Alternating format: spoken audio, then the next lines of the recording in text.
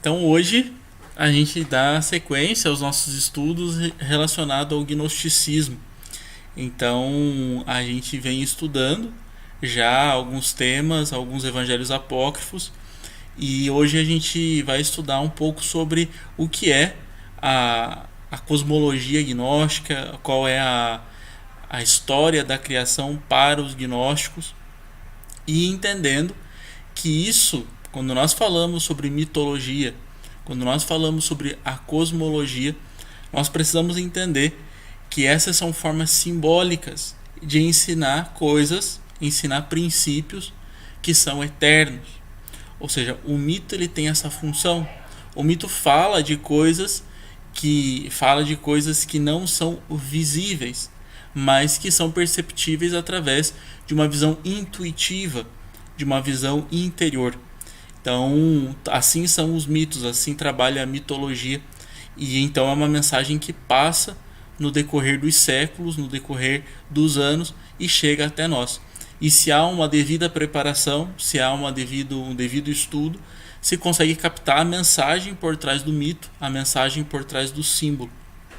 Hoje nós vamos estudar um texto muito bonito, que é o texto de Pista e Sofia, mas antes, da gente ingressar no tema propriamente dito, nós vamos falar um pouco, então, como sempre, apresentar, já que apesar de a gente estar aqui no YouTube, muitas pessoas talvez não conheçam qual é o trabalho da instituição, então a gente apresenta. Então, o Instituto Gnose Brasil, que é a responsável pela realização desses eventos, as lives de domingo e todo o trabalho que se realiza no Instagram, no Facebook, todo esse trabalho é realizado pelo Instituto Gnose Brasil. É uma instituição filantrópica, está presente no Brasil, não apenas na internet. Ela está presente fisicamente em mais de 100 sedes espalhadas pelo Brasil, nas principais cidades, onde pessoas ali trabalham de forma voluntária. Então talvez vocês acompanharam aí durante a semana uma live no Instagram com a Laís. Então tem muitas pessoas que trabalham de forma voluntária e que se dedicam justamente à difusão desse conhecimento, já que a instituição é uma instituição filantrópica e o objetivo é difundir o conhecimento gnóstico. Então, se você, da onde você está escutando, da onde você está assistindo, você pode buscar, ver se tem aí na tua cidade uma sede e realizar os nossos cursos de gnose, curso de autoconhecimento, meditação, conferências públicas, enfim, há muitas atividades, muitos eventos que você pode participar dentro da instituição, do Instituto Gnose Brasil.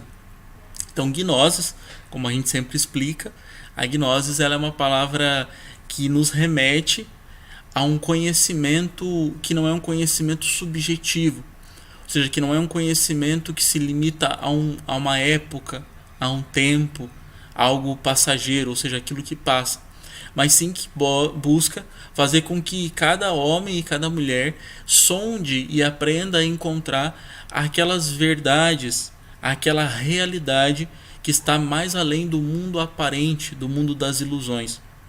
Então, para isso, a gnose ensina que se a gente quer vislumbrar aquilo que está por trás do mundo aparente, por trás das aparências da realidade, o homem necessita voltar-se para o mundo interior, para o mundo de dentro. Então a gnose nos convida a nos voltar para o mundo interno, a desvendar os mistérios do nosso mundo interno, do nosso mundo interior. E isso exige que a pessoa passe a desenvolver uma força, podemos colocar assim, centrípeta e não tanto centrífuga. Hoje nós vamos estudar um pouco com relação a isso, que não é algo fácil. Ou seja, nós temos uma tendência a estar sempre voltados para fora, para o mundo de fora. E o mundo de fora é um mundo de aparências. Se nós queremos encontrar a raiz de tudo aquilo que acontece no mundo externo, nós devemos investigar, analisar e refletir o que são os mundos internos. Porque o mundo externo, ou seja, o mundo aparente, esse mundo tridimensional, o mundo físico, ele é fruto justamente dos mundos internos. Isso não é algo distante, isso está muito próximo de nós. Basta a gente observar, por exemplo, as nossas expressões físicas.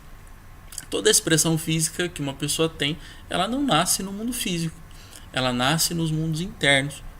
Ou seja, investigar a realidade é justamente se voltar para dentro. Então a gnose nos convida ao autoconhecimento.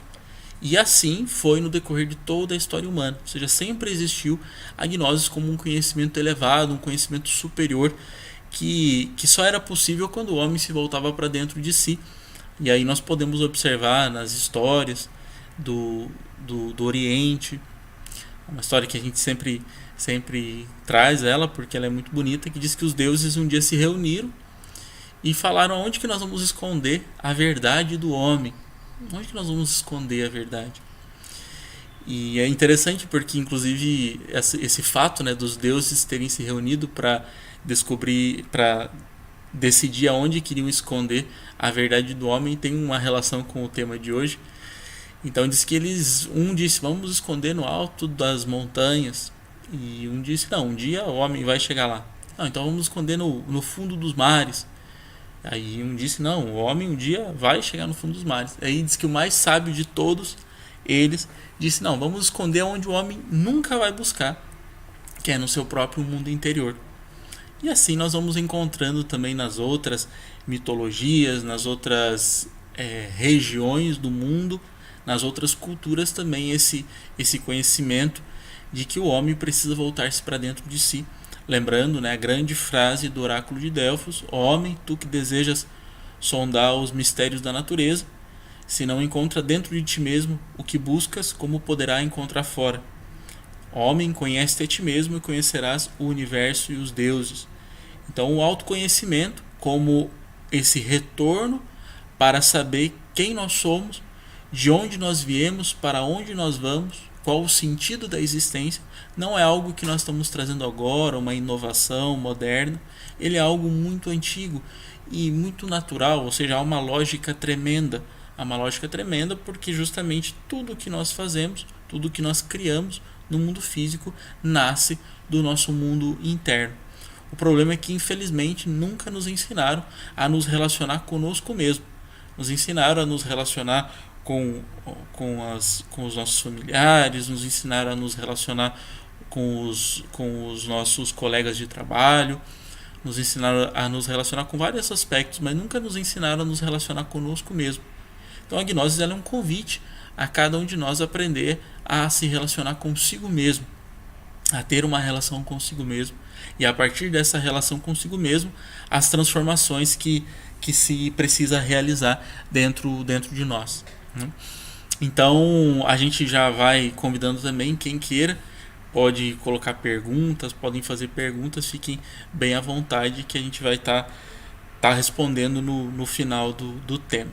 E também a gnose, então, ela é tida então como esse conhecimento superior, o conhecimento elevado, o conhecimento de dentro. Isso é algo que permeia toda a história humana. Já na antiga Grécia, a gnose era tida como um conhecimento elevado. Mas não elevado no sentido intelectual, ou seja, uma pessoa que lê muito, que estuda muito, não. A pessoa não precisa nem saber ler, basta que ela aprenda a voltar esse olhar para dentro. E aí nós vamos ter, durante esse período histórico, nós vamos ter os primeiros cristãos. E os primeiros cristãos, eles eram conhecidos como os cristãos gnósticos. E os cristãos gnósticos, eles tinham os seus livros, e é isso que nós estamos estudando nessa sequência de temas com relação ao cristianismo primitivo, ao cristianismo esotérico, e que hoje nós vamos estudar esse livro que faz parte dos evangelhos apócrifos, que é o livro Pistis Sophia. Então, antes da gente entrar no estudo em si, vamos falar um pouco sobre o que são os evangelhos apócrifos.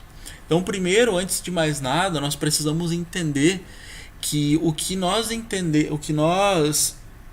compreendemos do cristianismo é algo que nos foi ensinado, que nos foi passado a partir já de uma religião pré-estabelecida. Ou seja, dentro do centro do Império Romano se estabeleceu o cristianismo ortodoxo, ou seja, a Igreja Católica, como a religião oficial do Império Romano. Isso lá por 350 depois de Cristo. Então, depois já de muitos anos depois de Cristo, o imperador Constantino decide fazer com que essa nova religião se torne a religião oficial do Império. Então ele vai unificando. Esse processo de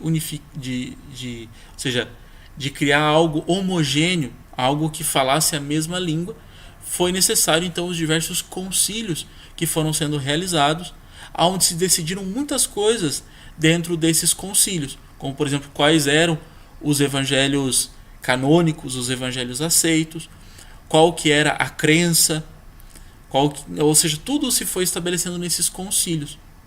Mas isso só ocorre a partir desse período, ou seja, 350 mais ou menos, né, quando é esses concílios, depois de Cristo. Até esse período, até o período em que Constantino resolve, ou seja, trazer o cristianismo como, colocar o cristianismo como uma religião aceita no Império e depois uma religião oficial do Império, até esse momento não havia uma grande uniformidade, ou seja, o cristianismo eram muitos grupos espalhados por comunidades que iam desde da Índia até a França, até o Egito, até o Alto Egito, até a Síria. Ou seja, havia muitas comunidades e em meio a essas comunidades haviam muitos escritos, muitos livros. Se escreviam muitos livros, baseado no quê? Naqueles ensinamentos iniciais do Mestre Jesus. Você já viu muitos livros. E claro, os cristãos muitas vezes nesse período de tempo, eu tô trazendo essas informações, eu sei que quem está acompanhando esses estudos já ouviu muito disso que nós estamos falando, mas como tem pessoas que estão num primeiro momento aqui, é importante a gente contextualizar, né, o que é Pista e Sofia, o que é esse livro. Então é importante a gente fazer esse contexto. Então haviam muitas comunidades, e essas comunidades com todos os seus ensinamentos. Por quê? Porque na verdade o próprio ensinamento do Cristo, a própria mensagem do Cristo, ela é baseada em um conhecimento esotérico. O Cristo ele estudou no que é chamado da escola dos essênios. Então, dentro do judaísmo, a raiz do cristianismo, e a raiz do cristianismo esotérico, que é o que nós estamos estudando, ela está baseada na escola dos essênios. Então, no início do cristianismo haviam as comunidades judaicas que se dividiam em saduceus, os fariseus e os essênios. Então a gente vai encontrar nos livros sagrados o Cristo criticando muito os hipócritas fariseus e os intelectuais saduceus. E João Batista era um essênio. Então o Cristo ele foi formado na escola dos essênios. E as comunidades essênias, elas eram comunidades muitas vezes mais retiradas. Então havia uma comunidade essênia na região do Mar Morto, na região do deserto. Existiam essênios que viviam também na cidade, mas eles tinham as suas comunidades retiradas. E também havia uma comunidade dos essênios no Antigo Egito, que era conhecido como a comunidade dos terapeutas.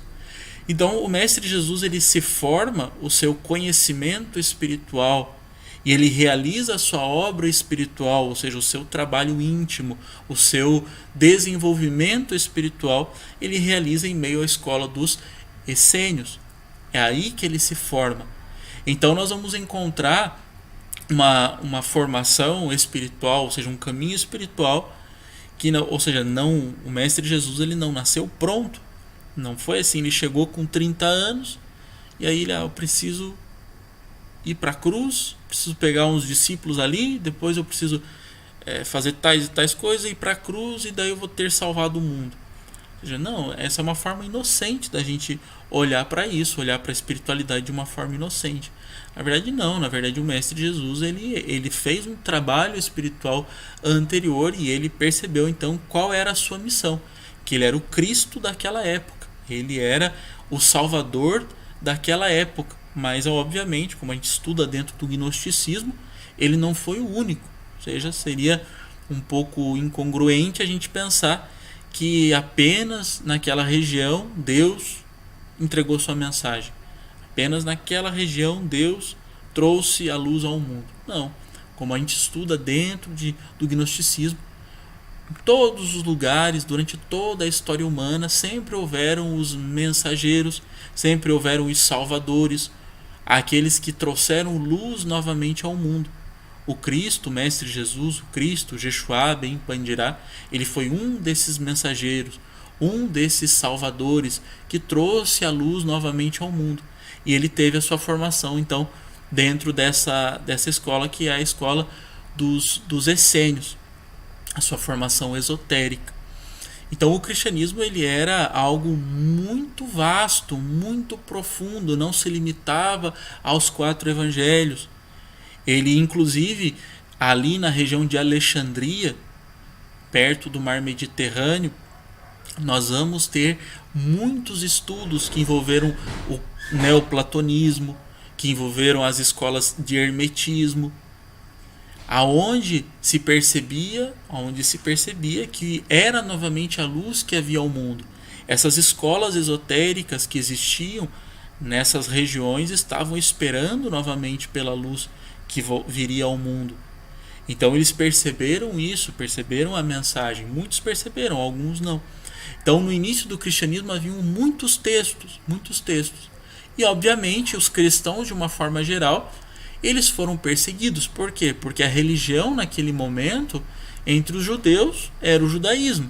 E os judeus, grande parte, massiva parte, não aceitou Jesus como o Messias, como o Cristo, como o retorno de Davi. Não aceitaram. Eles não aceitaram. E assim também os romanos não aceitaram, porque eles tinham o panteão deles, eles tinham os deuses deles, eles tinham as adorações deles. Então não se aceitou o Cristo, não se aceitou a mensagem. Isso foi algo que só ocorreu alguns séculos depois. Então os cristãos em muitos momentos foram perseguidos, ora pelos judeus, ora pelos próprios romanos. Então houveram perseguições aos cristãos. Mas quando há um momento em que o cristianismo então ele passa a ser a religião, né? Constantino tem aquele sonho que diz que ele vai vencer as batalhas com o símbolo da cruz. E ele então passa a ser cristão. E passa a ser interessante ser cristão, porque imagine, né? Agora o imperador é cristão, logo depois o cristianismo se torna a religião oficial do império.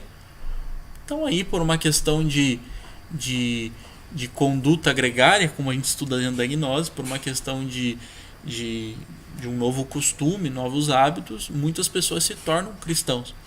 Mas aí o que acontece? Se vai organizando o cristianismo dentro desse núcleo ali do que é o Império Romano. Se vai organizando essa estrutura ali naquele centro. E então o que acontece? Você vai formando um grupo reduzido. Esse grupo busca unificar as crenças, busca unificar tudo. Muito do conhecimento esotérico que nós vamos estudar hoje se perde. E fica apenas ali os 4 evangelhos, e depois, claro, né, os Atos dos Apóstolos e tudo mais. Mas ele fica muito restrito. E aí o que acontece? Acontece que os cristãos passam a perseguir os cristãos. Já o que antes se perseguiam todos os cristãos, né, em alguns momentos, depois os cristãos passam a perseguir os cristãos e se começam a queimar os livros que não eram os livros canônicos. Essa é a ordem. Inclusive, em Alexandria isso aconteceu. O Anastácio, se eu não me engano, que era o bispo ali, ordenou que fosse queimado tudo. Inclusive, uma das queimas da biblioteca de Alexandria teve essa origem, né, essa causa justamente de eliminar com todos esses livros. E o que acontece lá na região ou seja, muitos livros foram escondidos, e é o que ficou conhecido como os evangelhos apócrifos, que são aqueles evangelhos que não são os evangelhos aceitos. Então a gente já estudou o Evangelho de Maria Madalena, Evangelho de Filipe, Evangelho de Tomé, Evangelho de Judas. E hoje nós vamos estudar um desses evangelhos apócrifos, que é o Evangelho de Piste e Sofia. Como a gente sempre repete, esses livros eles são muito importantes para entender o cristianismo e para entender a mensagem do Cristo. Por quê? Porque ele traz aspectos, traz mensagens que não estão nos evangelhos canônicos e são evangelhos alguns da mesma época dos evangelhos canônicos e outros que são fruto de mensagens também do próprio Mestre Jesus, dos seus discípulos, e que foi se formando então essas escrituras. Então, por exemplo, o texto que nós vamos estudar hoje, que é a Piste Sofia, ele é um texto que se remete à escrita dele a 200 a 300 depois de Cristo. Mas isso nós devemos entender que o que está no livro Pisofia eram ideias que já estavam presentes nas comunidades cristãs muito antes. Então a Pisofia está muito ligada à comunidade dos valentinianos, que era um grupo gnóstico, que era um grupo cristão no início do cristianismo. Os valentinianos, tem, né, Valentim, que era um grande gnóstico. Então nós vamos estudar esse livro de hoje, especificamente a Pisofia. A Pisofia não foi descoberto dentro da biblioteca de Nag Hammadi, que é o que a gente mais estuda, que são ali que está Filipe, né, Tomé, Evangelho de Maria Madalena. Não foi nessa descoberta, né, de 1945, foi uma descoberta antes. Inclusive era um dos textos mais importantes, porque era raro ter textos sobre os gnósticos. Então esse texto, a Pisofia, foi descoberto em 1772. Foi descoberto esse evangelho, né, conhecido como Evangelho de Pisofia. Ele foi um texto, ele era conhecido como Haskell Codex, em homenagem, né, ao descobridor, que foi Anthony Haskell, que descobriu esse texto. Então é um texto que tem entre 178 folhas, mais ou menos. Algumas poucas se perderam, mas era um texto muito bem conservado. E o que traz então esse livro? Então, só para a gente entender que os livros apócrifos e os ensinamentos gnósticos, eles trazem um ensinamento secreto do Mestre Jesus, um ensinamento secreto. E esse ensinamento secreto, a partir do momento em que se começa a perseguição a essa linha esotérica, essa linha, assim como existe os sufis dentro da cultura islâmica, assim como sempre existe a parte esotérica em toda a religião, aquela parte que busca mais os mistérios, assim também existia no cristianismo. E a partir do momento em que se começa essa perseguição a esses grupos que buscavam um trabalho individual, particular, ou seja, um autoconhecimento e um desenvolvimento, uma transformação. É que essa palavra autoconhecimento ela é bem moderna, né? Mas a gente precisa entender que ela tá, se a gente vai ler, por exemplo, o Evangelho de Tomé, ele diz, né, se vossos guias vos disserem que o reino de Deus está fora de vós, então os pássaros vos precederão. Se o reino de Deus estiver nos céus, então se estiver nas águas, então os peixes vos precederão. Mas o reino de Deus está dentro e fora de vós. Se vos conhecerdes, sereis conhecidos e sereis filhos do Pai vivo. Mas se não vos conhecerdes, vivereis em pobreza e sereis essa pobreza. Então vejamos que, apesar de o autoconhecimento, essa palavra, né, ser algo um pouco moderno, assim, ele é algo que está presente ali, ou seja, é isso, a verdade está dentro de nós devemos buscar no fundo do nosso próprio mundo interior. Por isso o esotérico, ou seja, de dentro. Então esse foi o ensinamento secreto que o Mestre Jesus passou para aquele círculo mais próximo dele. Então, né, a gente encontra lá em Mateus, né, ele dizendo, que como a gente sempre lê, né, mas ele dizendo que ele ensinava por parábolas, para que as pessoas ouvindo não entendessem e olhando não vissem. Então é algo que era um ensinamento, ou seja, não é jogar pérolas aos porcos, já é um ensinamento que a pessoa precisa de uma dedicação, ou seja, a pessoa tem que mostrar que ela está disposta. Então ela desvela os mistérios, é um processo interno. E claro que esses mestres dão o conhecimento, dão o mapa, dão a bússola, a orientação. Assim são todos os mestres que passaram pela história humana. Eles nos mostram o mapa, nos mostram a orientação. Porém o trabalho real, o trabalho espiritual, a religião como um caminho de reconexão com o nosso ser, com o nosso Deus interno, ele é um processo individual, ou seja, nenhum livro vai fazer isso com a gente, nenhuma pessoa vai fazer isso com a gente. É um processo íntimo de cada um de nós. Isso é o que a Gnosis ensina. Esse é o conhecimento esotérico. Então esse conhecimento secreto foi o conhecimento que o Mestre Jesus deu àqueles que estavam mais próximos dele. E a Pisofia em si, esse livro, Pisofia, ele é um livro que relata os ensinamentos que o Mestre Jesus deu aos seus discípulos após a sua ressurreição. Então, já lá no começo do livro Pisofia, nós vamos perceber que o Mestre Jesus, ele, no começo do livro Pissofia, se diz que esse ensinamento, né, o Mestre Jesus permaneceu 11 anos com os seus discípulos após a sua ressurreição.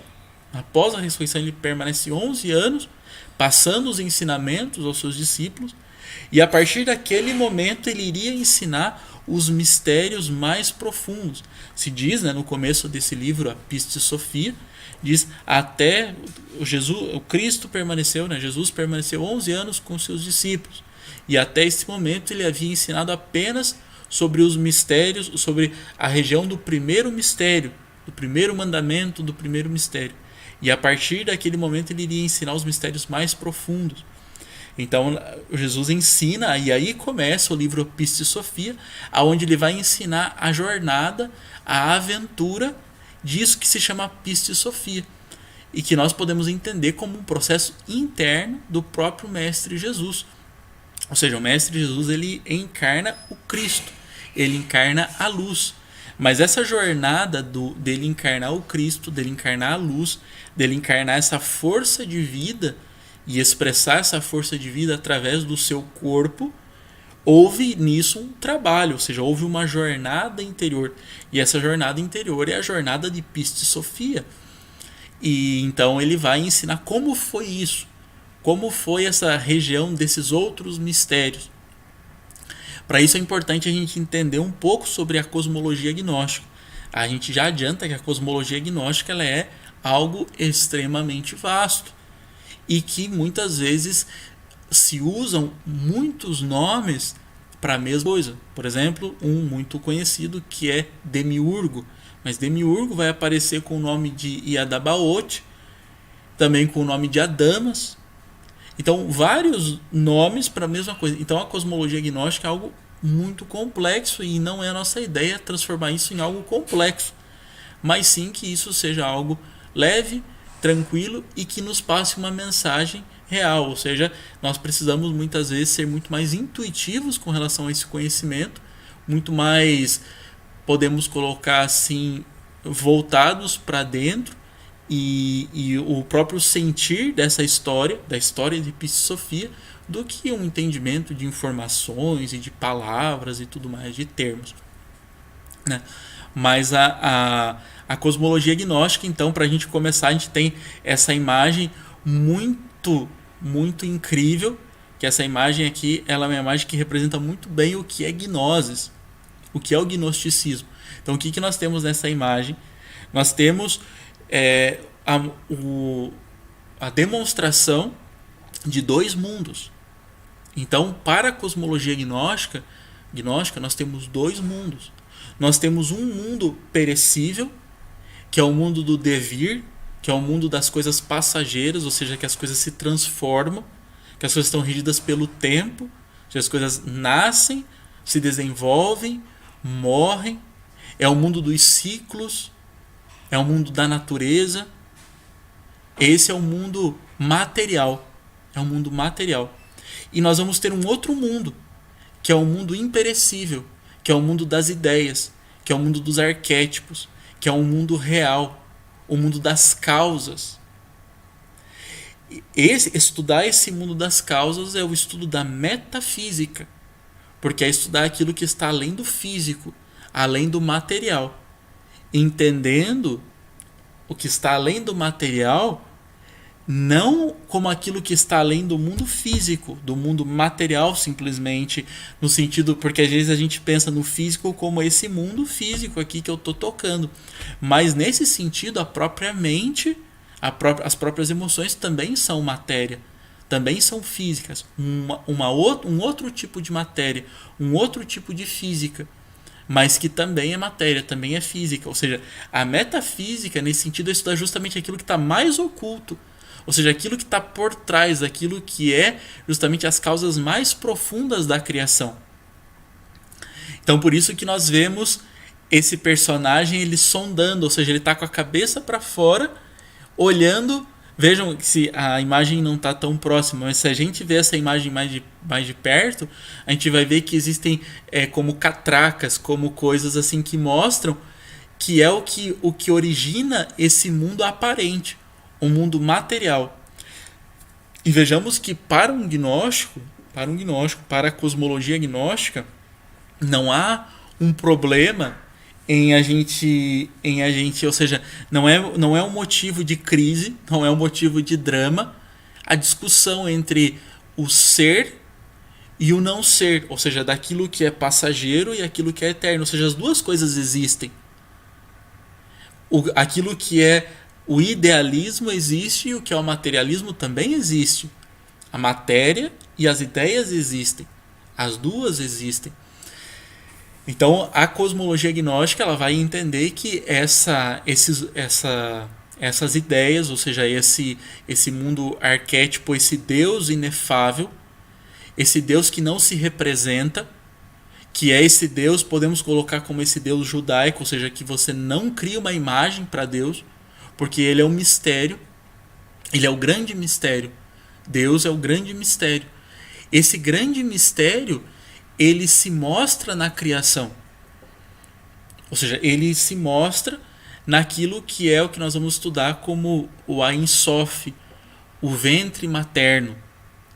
Então, dentro da cosmologia gnóstica, nós podemos então colocar aqui a gente está usando, entendam que a gente está usando um pouco da Cabala. Por que é importante usar a Cabala? Porque o cristianismo, ele nasce do judaísmo. Ou seja, é tão interessante porque hoje, se nós vamos conversar com alguém que, né, com nós que fomos formados dentro de uma cultura cristã, dentro de igreja católica, igreja evangélica, enfim, nunca nos falaram sobre Cabala. Mas é interessante porque na própria Bíblia tem aspectos de Cabala. Tem aspectos dos anjos. Quando nós, por exemplo, falamos de Gabriel, que Gabriel fala com Maria. Quem é Gabriel? Gabriel, para nós entendermos ele, assim, nesse sentido das religiões, nós precisamos entender que ele faz parte dentro da cultura judaica, assim como Michael. Então são todos aspectos ligados ao que é o judaísmo. Então a Cabala, ela é a base esse conhecimento judaico, ele é a base da formação da cosmologia gnóstica, porque justamente o cristianismo ele se constrói com base no judaísmo. Então nós vamos encontrar 3 aspectos muito interessantes que são, podemos colocar assim, a raiz de tudo que existe. Nós vamos encontrar primeiro o Ain. O Ain, ele é o absoluto. Ele é o que os gnósticos, dentro da cosmologia gnóstica, eles vão colocar o Theos, que é aquele Deus imanifestado, que é aquele Deus que nós não conseguimos demonstrar quem ele é, porque ele é justamente o nada, da onde tudo surge. Ele é a semente de tudo, ele é a possibilidade de tudo, mas ele é um mistério, ou seja, ele é algo que nós não conseguimos entender, porque ele é a origem de tudo. Nele se contém tudo, ele é a raiz, é um aspecto masculino, é um aspecto do Pai, de Deus, como o absoluto, da onde tudo surge. Então a gente pode entender como uma semente. Podemos entender como uma semente que contém tudo, de forma potencial. Porém, ele só se expressa a partir de um outro aspecto, que é um aspecto feminino, que nós podemos entender aí em Ein Sof, homem e fêmea, macho e fêmea, homem e mulher. Esse aspecto de Ain, essa semente, ela necessita de uma matéria-prima, assim como a semente necessita da terra. Essa semente da criação necessita de uma matéria-prima.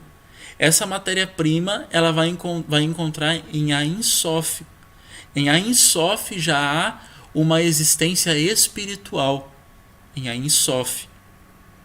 Então, dentro da cosmologia gnóstica, ou seja, dentro do estudo da criação do mundo, para o gnosticismo, nós vamos ter esse Deus, que é o absoluto imanifestado, que é algo incognoscível, que a gente não consegue entender ele, porque ele é o nada, ele é o vazio que contém tudo. E depois nós vamos ter esse espaço, esse aspecto feminino, como o ventre. O ventre onde tudo vai ser gestado. Então aí nós vamos ter pai e mãe. Aí falta o terceiro aspecto, que é o filho. Vamos ter o filho. E aí o filho nós vamos ter já quando a luz se expressa. Então vejamos lá no Gênesis, para entender a mitologia, a cosmologia gnóstica, nós podemos nos remeter ao Gênesis. O que o Gênesis diz? Ele diz: o Espírito de Deus pairava sobre as águas. O Espírito de Deus representa esse, podemos colocar esse Ain.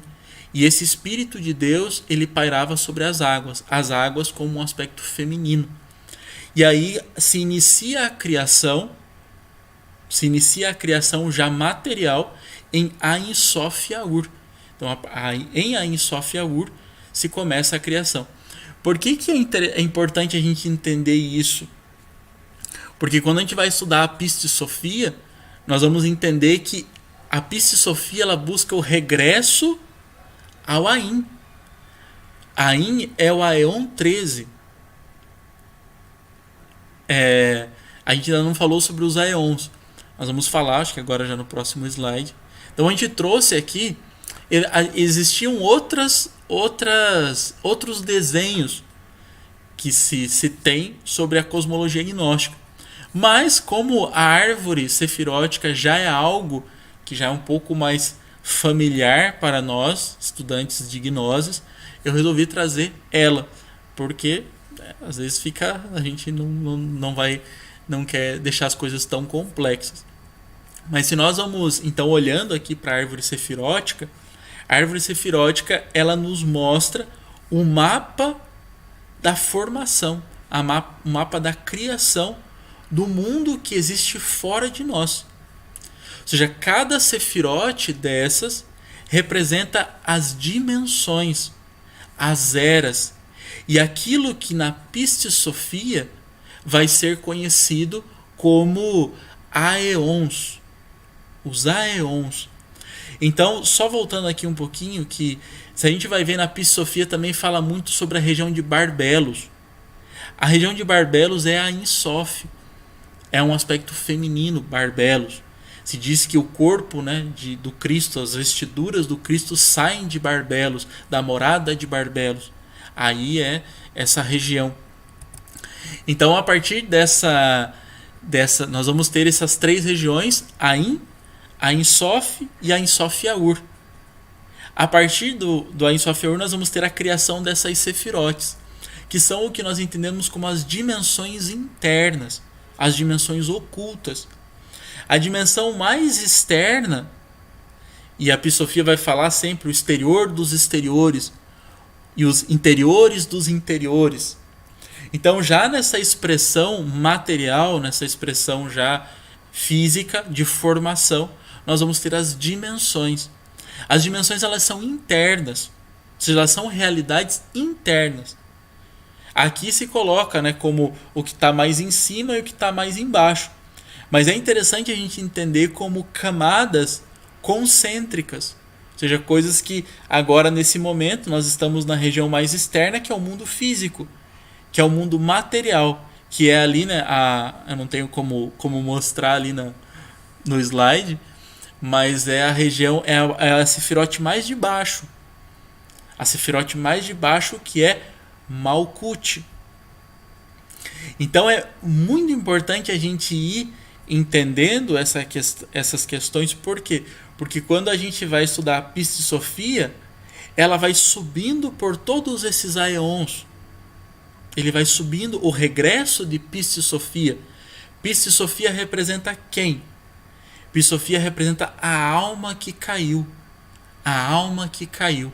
A alma que ela é iludida por uma falsa luz e ela se lança para o abismo. É a luz que vai até as trevas. É a luz que vai às trevas. Então, por isso que é interessante a gente já ir entendendo um pouco sobre essas diferentes sefirotes, essas diferentes regiões, isso que são os aeons, e que dentro, né, da Cabala a gente chama de sefiras. Então nós vamos ter lá em cima o Keter, Chokmah e Binah. Dentro da cosmologia gnóstica não são esses nomes. Dentro da cosmologia gnóstica se faz a associação com os signos astrológicos, com a astrologia, com os zodíacos. Então cada uma dessas sefirotes vai estar relacionada com uma inteligência desse aspecto.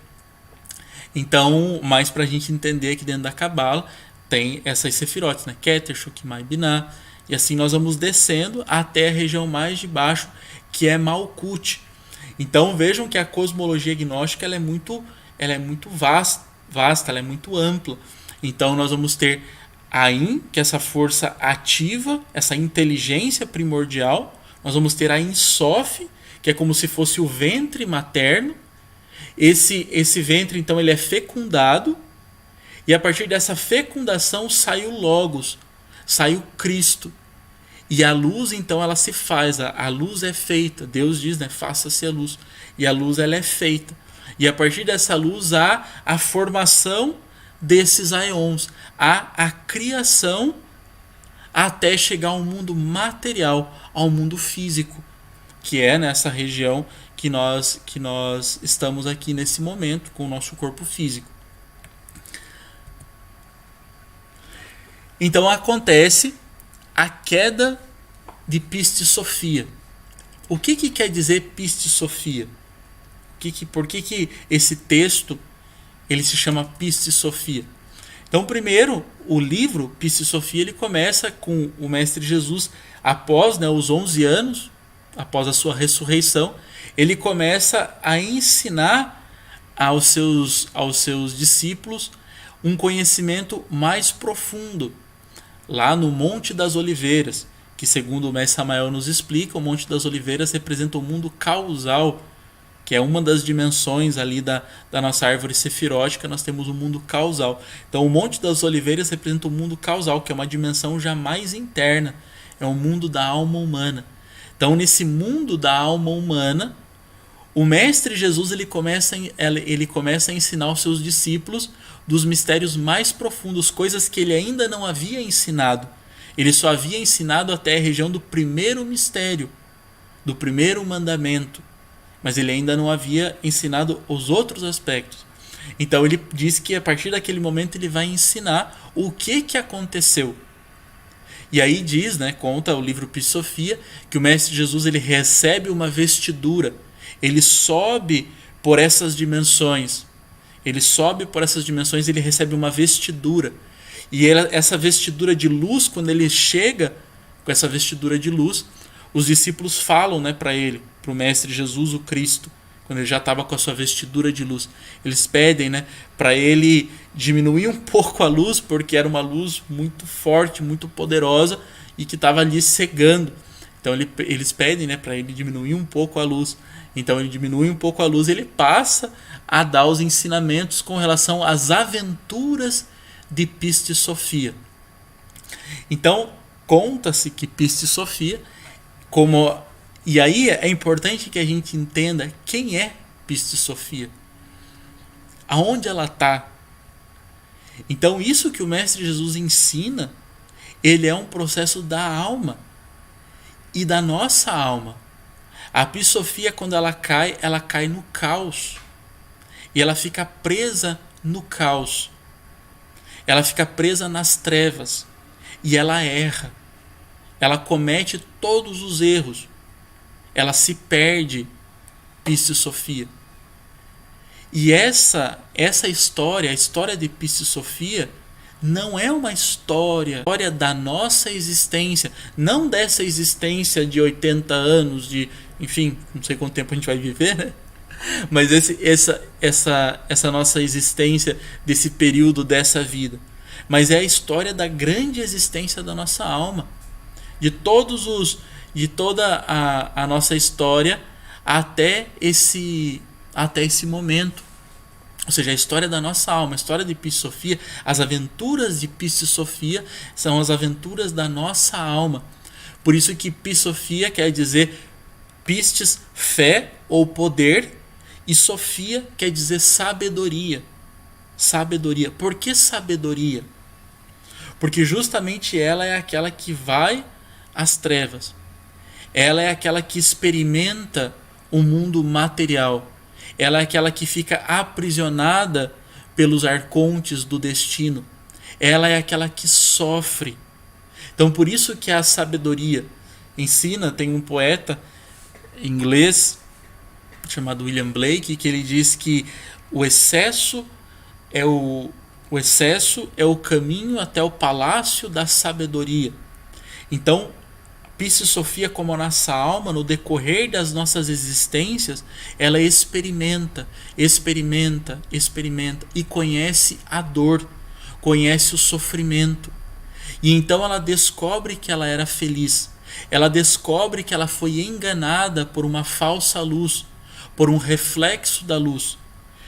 Conta a história de Piscis Sophia, que ela olha para baixo, ela olha para o abismo e ela vê uma falsa luz e ela se lança para o abismo. E quando ela se lança atrás dessa falsa luz, os arcontes do destino se revoltam contra ela e lhe aprisionam.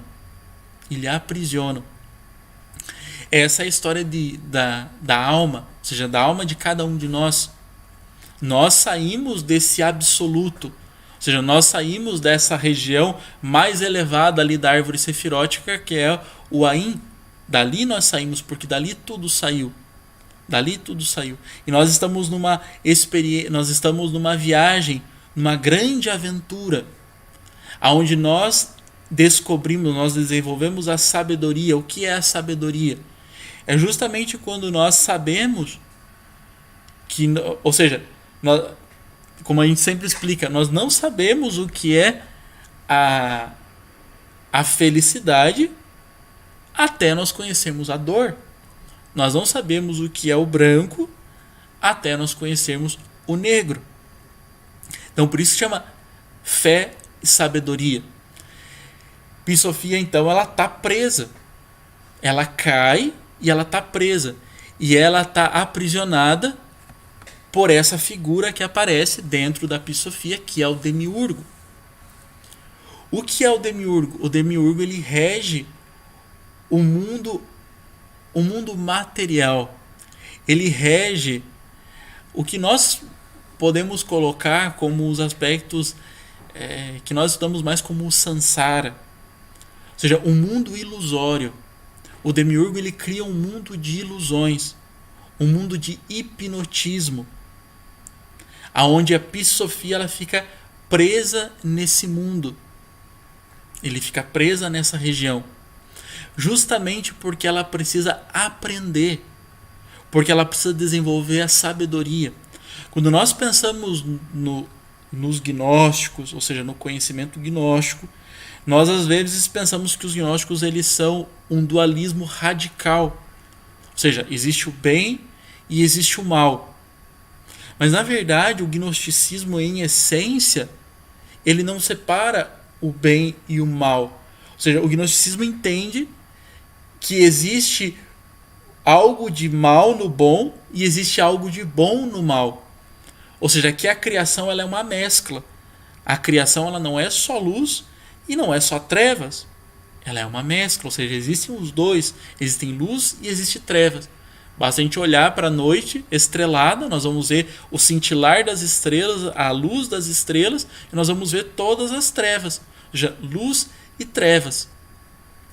O demiurgo ele tem um papel de ensinar.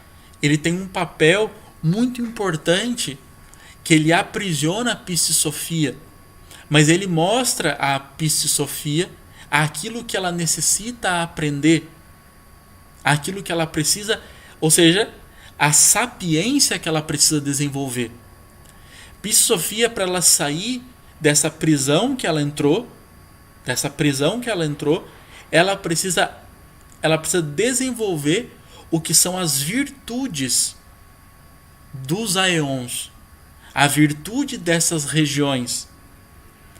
E aí nós vamos ter no livro Psi-Sofia, nós vamos ter uma outra figura, que são os arcontes do destino, os regedores dos aeons, que parecem como arcontes do destino, os regedores dos aeons. E dizem que esses regedores dos aeons, os arcontes do destino, eles aprisionam a Psi-Sofia. Diz que Psi-Sofia quer se libertar e eles não permitem. Por quê? Porque eles obedecem a esse personagem que é o Demiurgo. E o Demiurgo, vejam que ele diz que é uma serpente com rosto de leão. O rosto de leão representa a lei. Representa a lei. E a Psi-Sofia, na verdade, ela precisa quitar as suas dívidas. Ela precisa se corrigir. Ela precisa perceber o que ela veio aprender aqui. Ela precisa perceber que ela veio descobrir a verdade.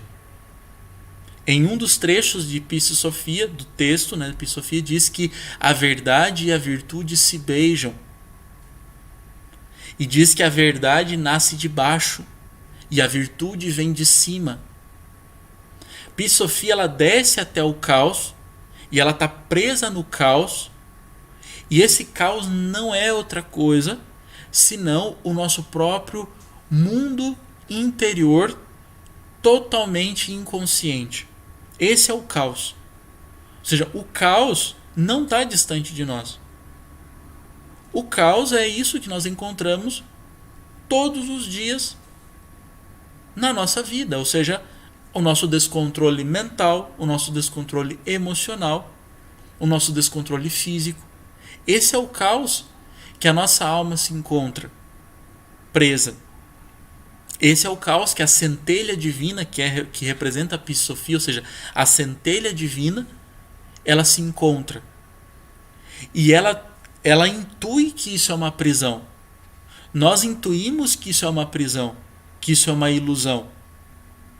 Nós às vezes percebemos isso de forma muito intuitiva, ou seja, vejam que a cosmologia gnóstica, a mitologia gnóstica, e mais precisamente nesse livro que é a Psi-Sofia, que é um livro que traz muito esses aspectos, ele não é algo uma cosmologia, algo assim fantasioso. Na verdade, ele está falando de um processo individual. E o Mestre Jesus está falando de como foi o processo dele, ou seja, da sua Sofia, da Sofia do Mestre Jesus, da sua sabedoria. Como que foi isso? E como que o Cristo, ou seja, Jesus continha dentro dele o Cristo e Sofia. Porém, Sofia, para ela sair do caos, para ela sair da prisão, ela clama a quem? Ela clama a luz. Então, a Psi-Sofia está presa nos arcontes do destino. E esses arcontes, ela está presa pelos arcontes do destino. Esses arcontes, eles são uma expressão da parte elevada dos aeons. Eles são uma expressão inferior, de uma criação elevada. Por isso que no livro Psi-Sofia Desvelada, do Mestre Samael Aun Weor, ele fala que esses são o zodíaco. Ou seja, o zodíaco, ele é o que aprisiona a Psi-Sofia. Vejam o que quer dizer zodíaco.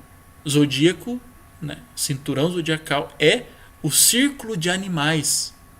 Ou seja, representa aquilo que há de animalesco. E aquilo que aprisiona a nossa alma.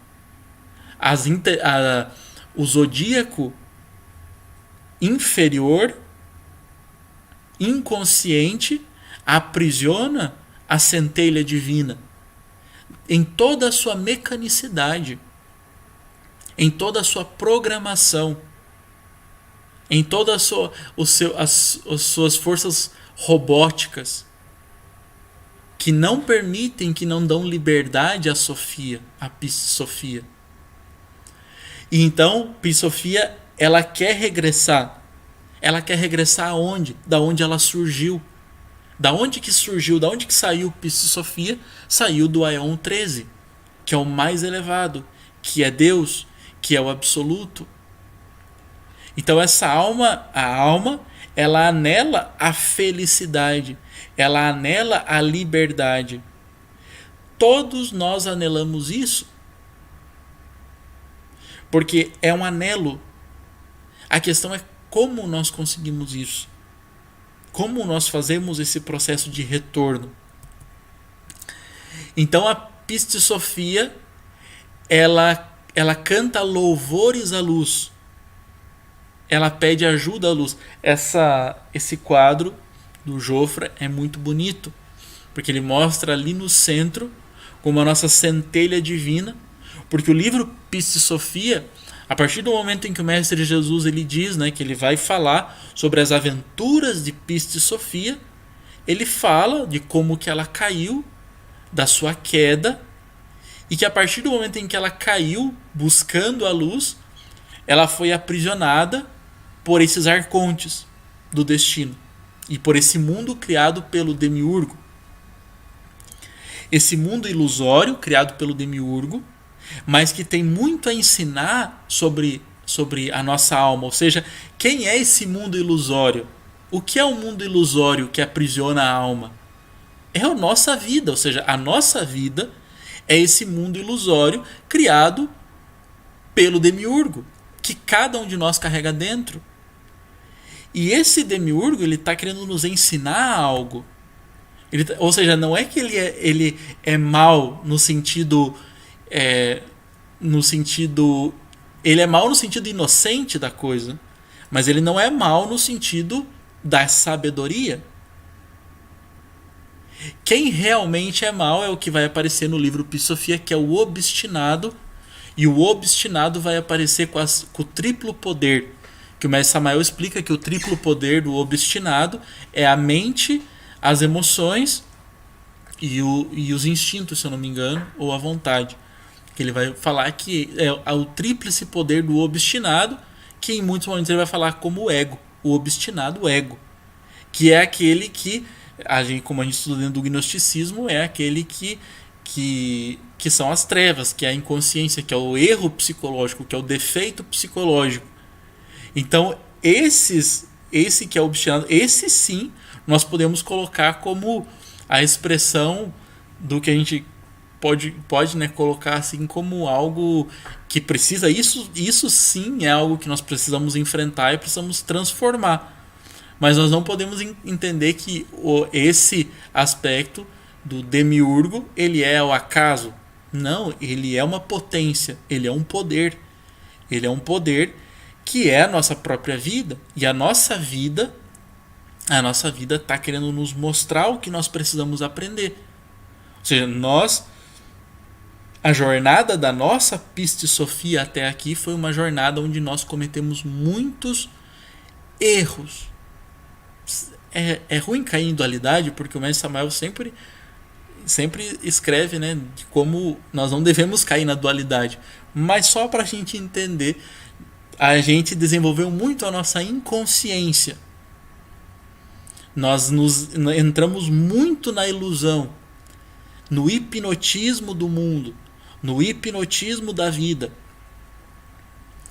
E isso tudo não é, e assim é dito no livro Pistis Sophia, não é assim, canta louvores à luz, eu quero voltar a Deus, eu quero saber quem eu sou, eu quero saber quem é o meu ser, e amanhã já está tudo resolvido. Não. No livro Pistis Sophia diz que os regedores, os arcontes, diz que eles riem de Pistis Sophia. Ela canta louvor à luz, ela pede ajuda à luz das luzes, e eles riem dela, dizendo assim: como assim? Você não queria a sabedoria, o conhecimento? Não é assim só regressar. É um treino, ou seja, é um teste, aonde aí sim, com os avanços que ela vai tendo, e aí com a ajuda do Cristo. E quem é o Cristo? O Cristo é Atman, é o íntimo. Então nós vamos ter Pi-Sofia representando a alma humana, e nós vamos ter o íntimo representando o Cristo íntimo de nós, o Cristo interno. E então ela canta louvores, ela clama e tem os arrependimentos de Piste Sofia. Então aqui, né, nós vamos ter aqui uma, né, são muito bonitos. A gente convida todos a lerem esse livro e verem como os arrependimentos dela são muito bonitos. E quando estivermos lendo esse livro, entender isso daqui é quando eu tô no caos. E quando que eu tô no caos? Eu tô no caos quase que diariamente.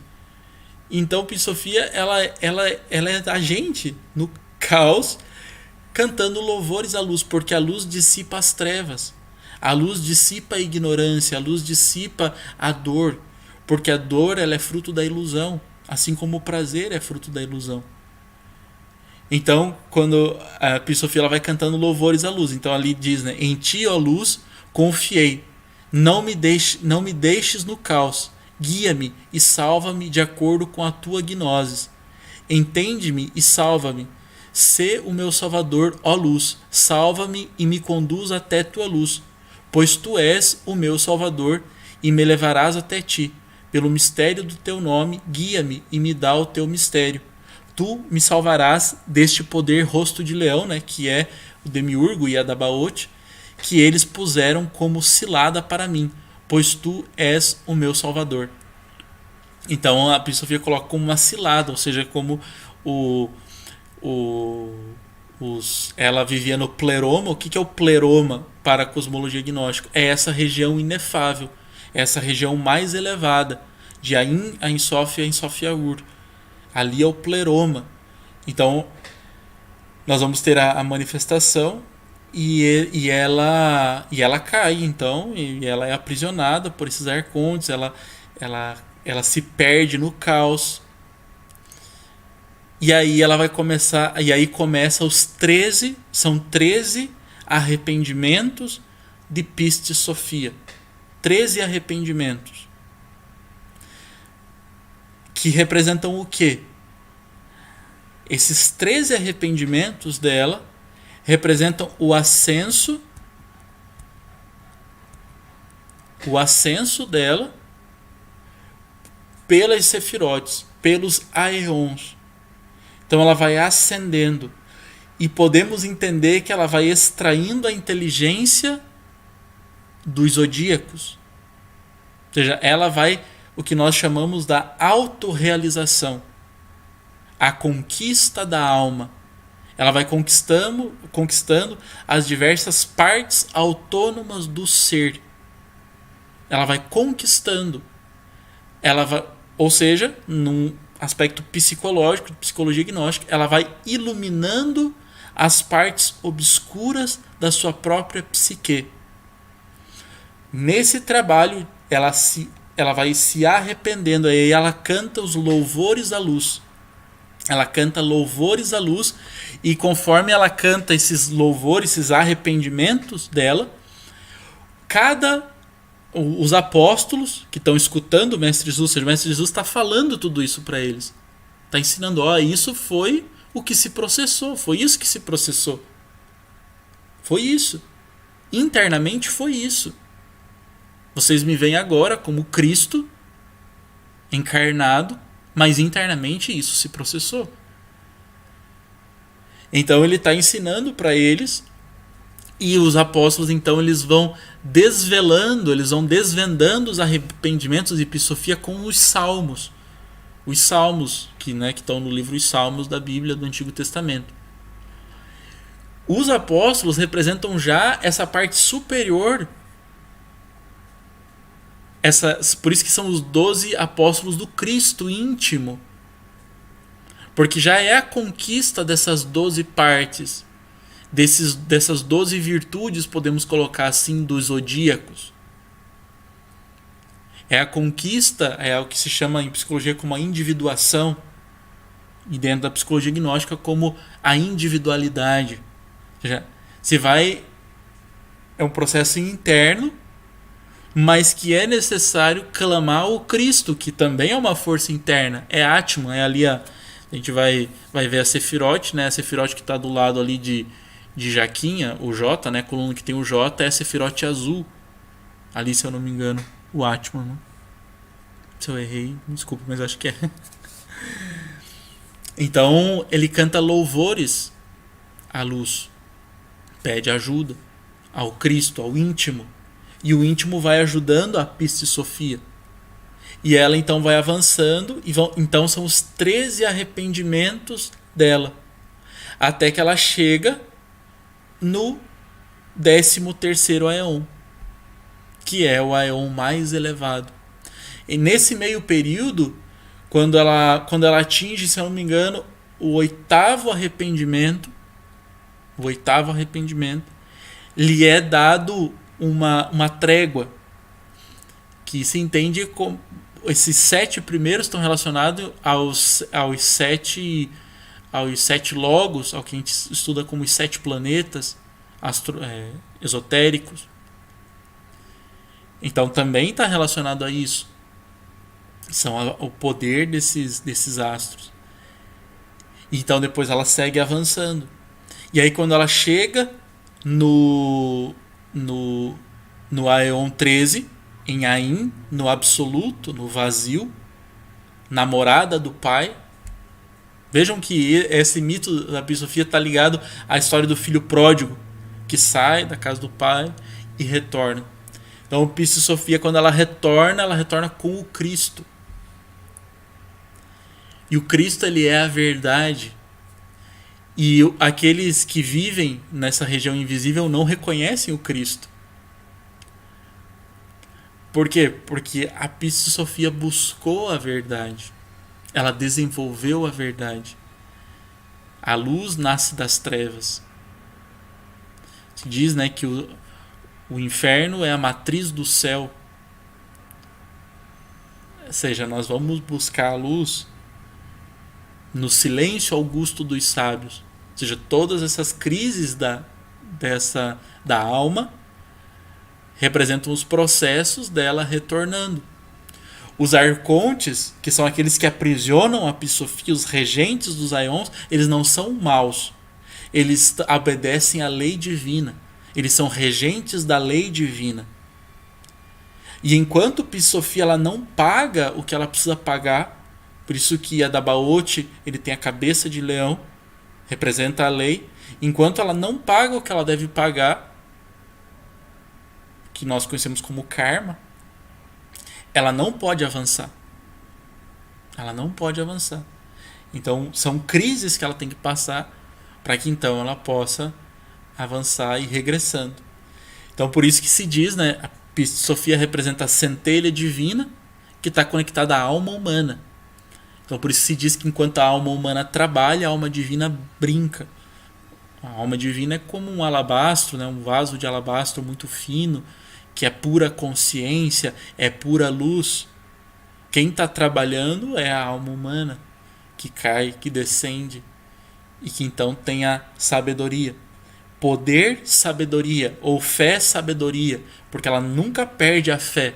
Ela tem fé na luz, ela acredita na luz, ela clama a luz. Ela representa um iniciado ali que tá realizando um trabalho e que tem que clama, que pede ajuda ao seu Deus interno, ao seu ser, ao seu Cristo íntimo, que é o Atman. Então vamos ver aqui o que falta. Então, vamos ver se tem perguntas e talvez daí a gente lembre caso a gente tenha faltado algo para a gente estudar. Aí também a gente termina de comentar. Mas eu vou ver aqui se tem alguma pergunta. Então só, né, finalizando aqui essa parte, quem tiver perguntas já pode ir fazendo enquanto a gente finaliza aqui. E aí a gente responde. Então a gente convida, né, que sejam membros do Instituto Gnose Brasil. Também a gente convida que curtam o canal no YouTube, curtam o vídeo, se inscrevam no canal, curtam o vídeo e também se inscrevam lá no Instagram, Facebook e tudo mais. E busquem na cidade de vocês o curso de gnose primeira câmara. Após concluída o ciclo de conferências de uma primeira câmara, a pessoa é convidada, pode ser convidada a ingressar numa segunda câmara, e depois de um tempo ela pode ser convidada a ingressar em terceiras câmaras. A instituição tem esses 3 níveis de câmaras de estudos. Já a pessoa, quando ingressa na primeira câmara, já está vinculada, já está ali, né, participando, ou seja, é algo realmente já que é necessário uma responsabilidade, um compromisso com o curso que a pessoa vai realizar. Então, vamos ver se tem perguntas. Oxe, bastante.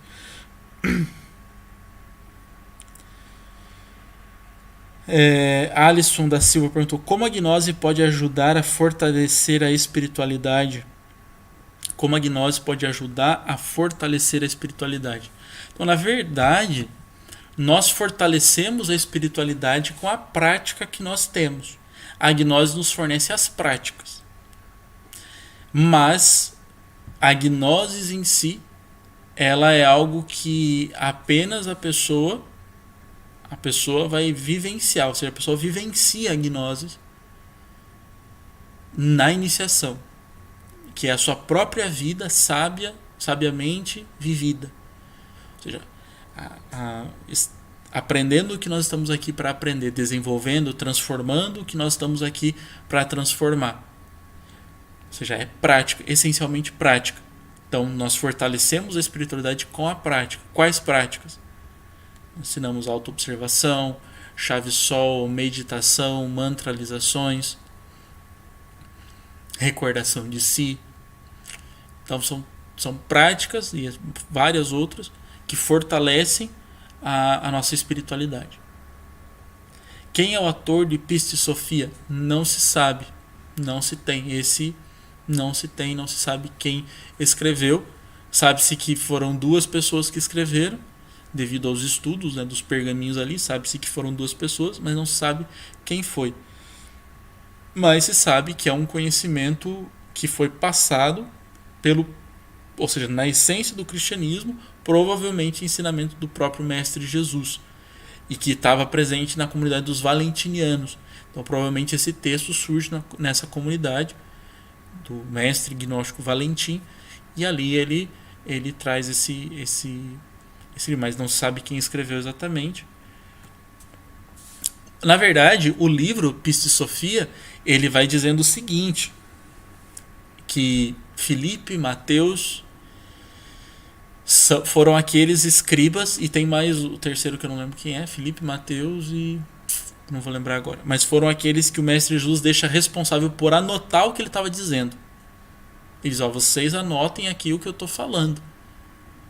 Então, né, dentro dessa lógica, se pensa que foram, né, ali, mas não se sabe até que ponto é simbólico isso, até que ponto não é. Eu não tenho como afirmar nada disso, mas não se tem exatamente quem escreveu. Onde consigo os livros apócrifos? Então, tem edições muito boas para vender em livrarias, e tem edições na internet, em PDF também. Tem que ver se a edição ela é boa. Tem uma edição em inglês muito boa, dos Evangelhos Apócrifos de Nag Hammadi, tem todos, mas encontra na internet. Só colocar apócrifos gnósticos em PDF. Onde posso aprender sobre esse assunto? Bom, não sei exatamente qual o assunto. Sobre os evangelhos apócrifos, nós temos algumas outras lives que a gente estudou. Evangelho de Filipe, Maria Madalena, tudo mais. Sobre o conhecimento gnóstico, busque na sua cidade, busque conteúdos, né, aqui no canal que a gente tem, no YouTube. E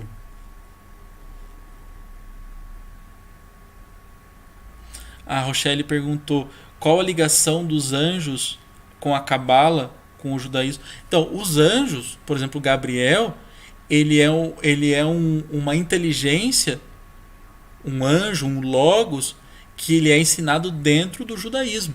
Na verdade, o cristianismo, quando dentro dos livros do Novo Testamento, quando se fala de Gabriel, é porque Gabriel já era, né? Jesus, ele era judeu, assim como Maria era judia também, ou seja, era uma família de judeus que ia na sinagoga.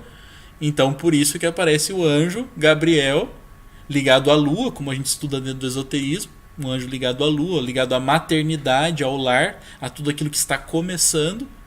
E ele era um anjo presente dentro do ensinamento judaico.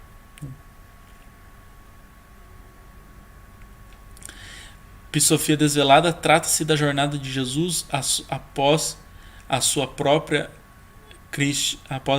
cristificação.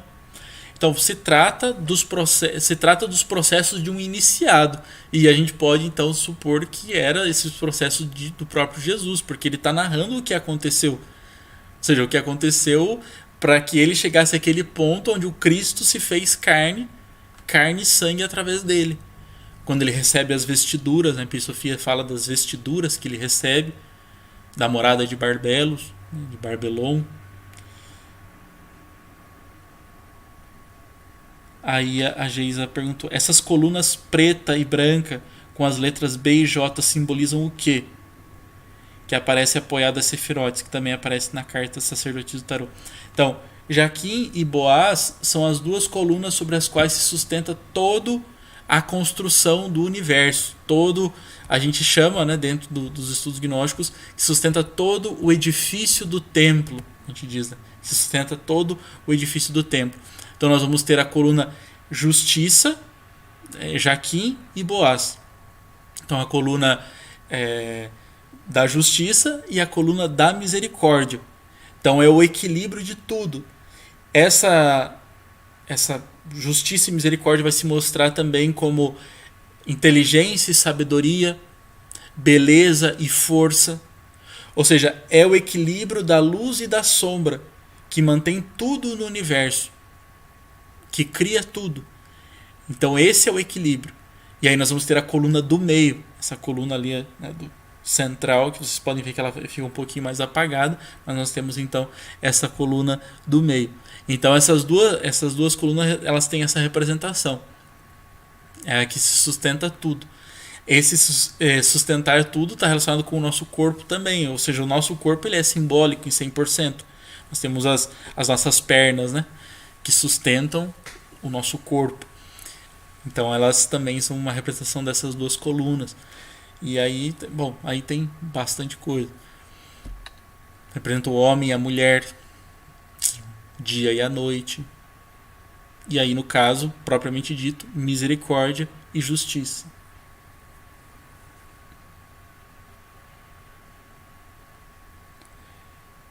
Psissofia é também a nossa essência? Ela está aprisionada pelo ego? Exatamente. A Psissofia representa a nossa centelha divina, a parte da nossa alma que cai. Essa luz que está aprisionada pelo ego, que na história de Psissofia vai aparecer como o obstinado. Os triplos poderes, né, e o obstinado, que estão ali, que no caos aprisionam a ela.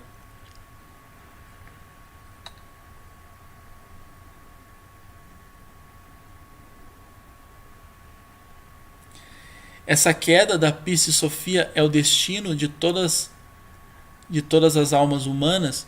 Não necessariamente, porque na verdade é o nosso, ou seja, é da nossa humanidade, da nossa humanidade sim, mas não necessariamente é uma regra a queda, não necessariamente é isso, mas a toda exaltação precede uma terrível humilhação, ou seja, não é ao acaso essa descida dela. Ótima pergunta. Você vê que vocês fazem perguntas, a gente vai lembrando de algumas coisas. Então aqui perguntaram, né? O zodíaco superior consciente seriam os 12 trabalhos de Hércules? Sim. Os 12 trabalhos de Hércules representam a conquista desses 12 valores, dessas 12 sefiras, desses 12 aeons. Ou seja, são a conquista de cada um dessas inteligências. Então são os 12 trabalhos de Hércules, assim como as 12 horas de Apolônio. assim como as 12 tribos de Israel. Ou seja, se conquista as 12 tribos de Israel. Então é a conquista do sol por todos os meses do ano. Então é uma simbologia, nada que existe no mundo físico, no mundo material é o acaso. Tá interligado com, essa, com esses processos aí que aqui no caso se coloca como os arrependimentos dela e o ascenso pelas dimensões.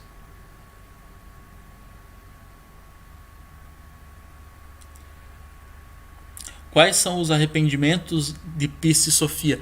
Então, para cada arrependimento ela desenvolve uma virtude, uma capacidade que eu não vou lembrar agora exatamente. Mas os arrependimentos em si eles são orações, são cantos, clamores que ela faz à luz. Então você vai ver lá, lendo, né, o livro Piste Sofia, você vai dizer: e ela cantou, e novamente o obstinado lhe atacou e lhe oprimiu. E é meio que assim, ixi, agora será que ela vai desistir, né? Será que ela vai desistir agora?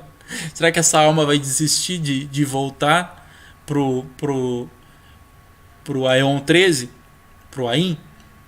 Aí aparece, ela canta o nono arrependimento de Piste Sofia. E ela canta novamente a luz. E cada leitura tem os seus detalhes, tem a sua poesia, tem a sua. É muito bonito. A gente aconselha todos que leiam os arrependimentos dela. Que deve ser o nosso.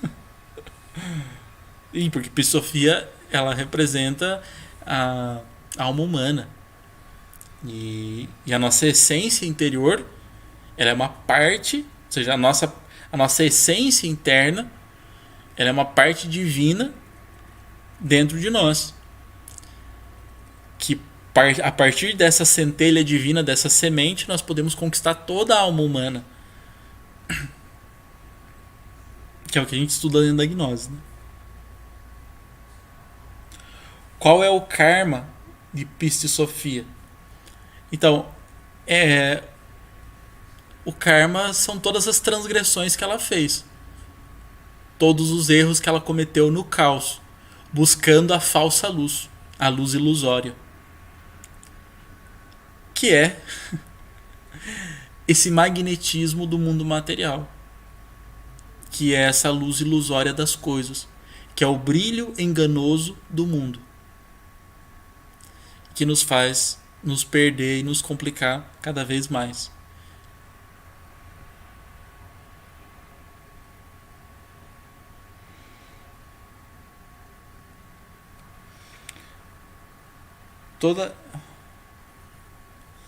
Aqui a Antônio perguntou: toda essa façanha de Pistis Sofia, é Pistis Sofia, não é Pistis e Sofia, é Pistis Sofia, fé, sabedoria ou poder, sabedoria, deve se dar dentro das 108 vidas.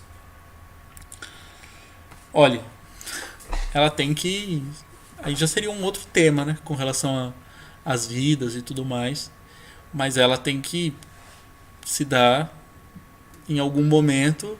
Pode ser em uma existência ou em mais de uma existência, mas ela tem que ocorrer nesse período, né? Senão a pessoa, como a gente já sabe, dentro dos estudos gnósticos, ela parte para a involução.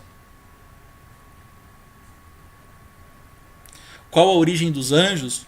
A origem dos anjos são o trabalho na obscuridade, nas trevas. Os anjos saem dessa parte obscura que para onde Piste Sofia vai buscar o conhecimento.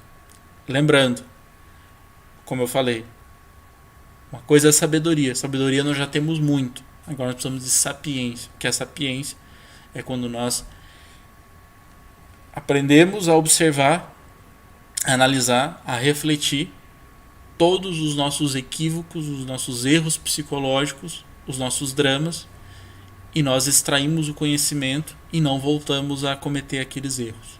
Isso é sapiência. Ou seja, nós já conhecemos o bem e o mal. Sabedoria nós já temos. Nós precisamos ir além do bem e do mal, que é a sapiência. Perguntaram aqui se Jaquim e Boaz são as mesmas do Templo de Salomão. Sim, são os mesmos. As mesmas colunas.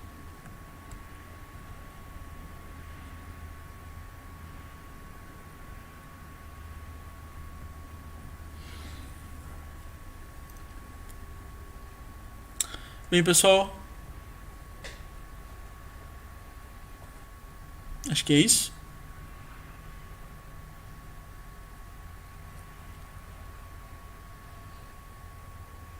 Sim, as lives ficam gravadas, sim.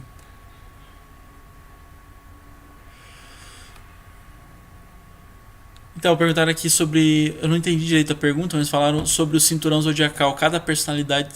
Cada personalidade. São os. Ah, não. O cinturão zodiacal, eles são inteligências que, se mal canalizadas, elas se tornam então o que nós conhecemos como os defeitos psicológicos. Mas a inteligência em si ela não é ruim.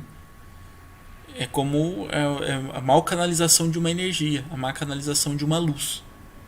Uma luz mal canalizada. Pessoal, forte abraço. Para nós foi uma alegria estar com vocês aqui essa noite. E tenham todos um ótimo descanso. E até uma próxima com o próximo tema.